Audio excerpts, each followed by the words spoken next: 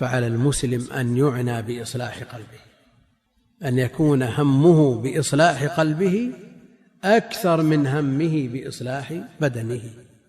وصلاح القلب لا بد أن يكون الاهتمام به أكثر من الاهتمام بصلاح العمل.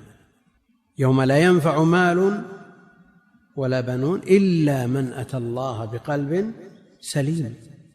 فسلامة القلب هي محط النجاة، وهي السبب في نجاة الإنسان يوم لا ينفعه ماله ولا بنوه.